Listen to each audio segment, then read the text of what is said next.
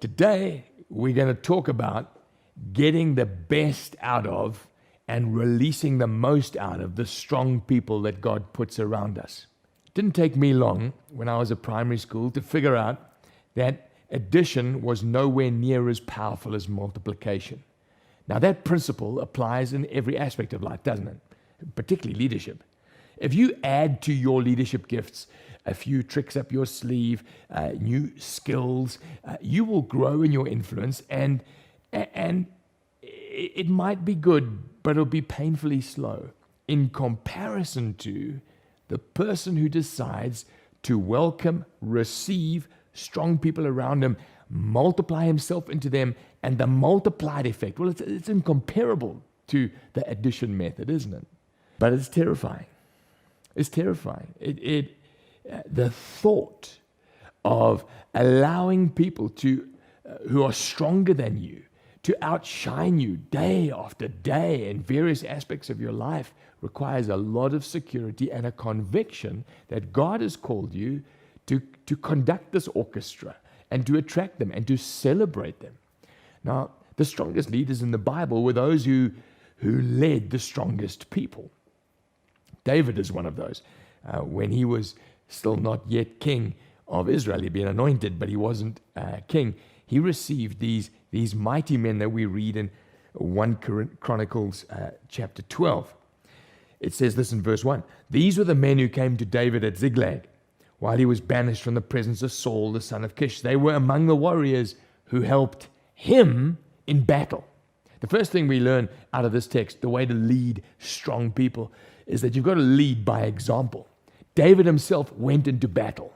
He wasn't sending them to go and do something that he was not prepared to do. He didn't sit in his ivory tower and say, you minions go out there and fight the battles for me. No, he was in the trenches fighting battles at that stage of his life. And so strong men said, I can follow a guy like that.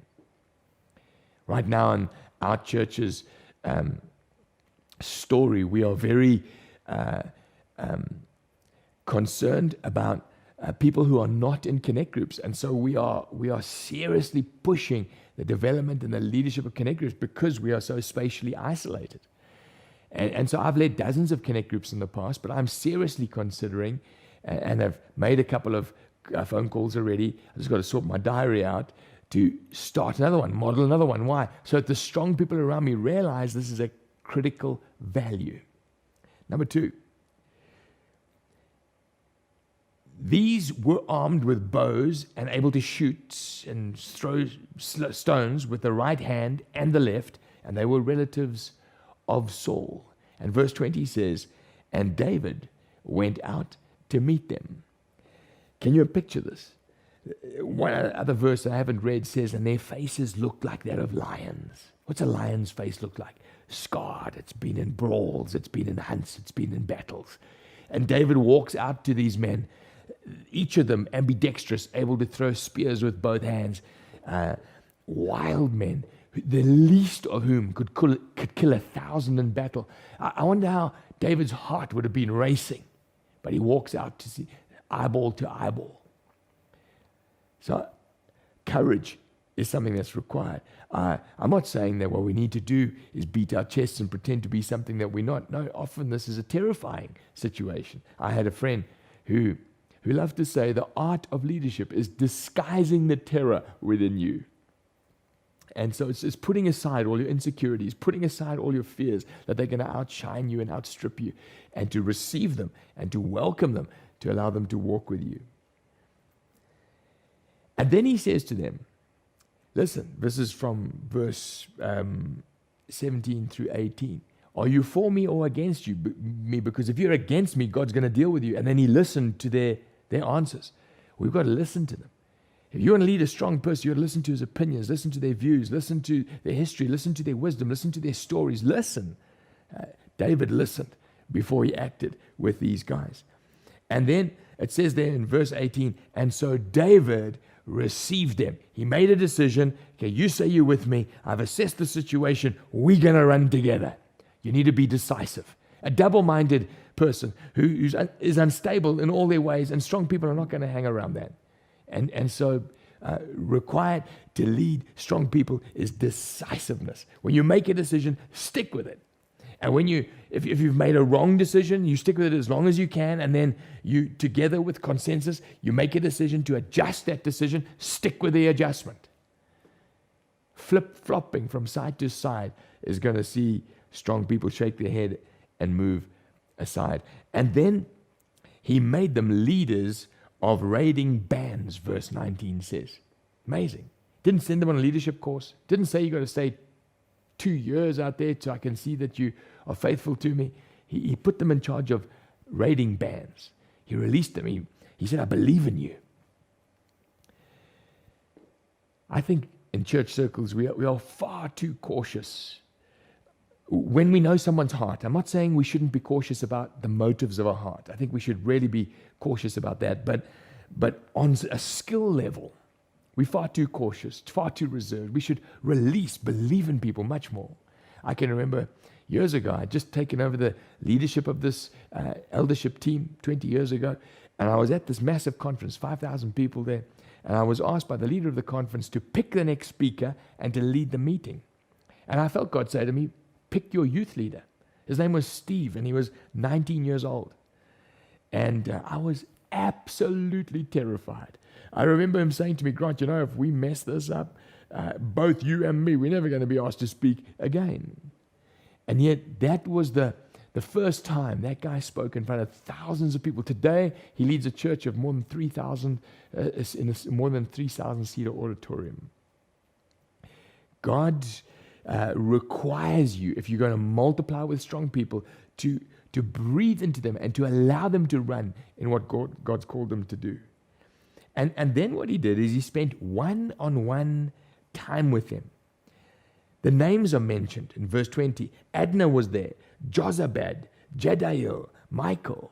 One-on-one. You don't release strong, mighty men and women in mass, in concert, in a group, through remote control. No, it's one-on-one time together. And so practically what that means for me is that I spend time with them. I do stuff with them. I go on trips with them.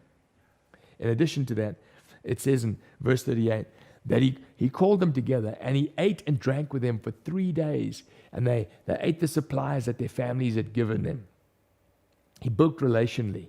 Listen, you're going to start to function in a very practical manner with these strong people. You had better have a relational bridge. When we lead together in team, there is a relational component and a functional component. And if all you're focusing on is function and job description and allocation and correct communication, etc., and you leave out the relational heart connection, trouble is brewing down the road. We have this little saying, the more you grow, the more you bring big, strong guys around you, you need to tighten your relationships and discharge or loosen the function that you're giving to them. We need to set them up for success. He gave these strong guys the resources that were required. He didn't want to see them fail. So he gave them platoons to run with. He gave them responsibility and he gave them the resources to achieve their goals. Very often we can say to someone, well, go and see what you can do. But there's nothing, there is nothing of our backing behind them. And then he got feedback from them. They went out in their raiding bands, came back again, if you follow the narrative. And so strong people that are around you thrive on feedback, that their lives are effective, that their victories are celebrated. And so you don't just discharge and leave them up to it. You keep those processes going continually. And then you don't micromanage. If you discharge a responsibility to somebody and you're peering over the shoulder, checking, you didn't do that properly, you didn't do that properly, the strong leader will say, find yourself a manager, let him manage it for you, but I'm going to go and lead somewhere else. And then finally, rather with strong people, challenge them rather than task them. Don't break it down into tasks that are mindless. With a strong leader, a visionary type leader, you're wanting to challenge him, paint the picture of the future, celebrate it when he gets it right. When he falls on his face, stand alongside him, pick him up. Listen, the things that God has in store for you are able to be multiplied if you work in concert with strong people. But if you choose to run alone and do your little thing all by yourself, it's not that it's wrong. It's just slower and it's smaller. And so I trust that this conversation has both terrified you and inspired you to look at the people that God has given you, and not to be filled with mistrust and filled with insecurity, keeping them at arm's length. No, bring them close, breathe into them, believe into them, speak into them, and let them be all God has called them to be.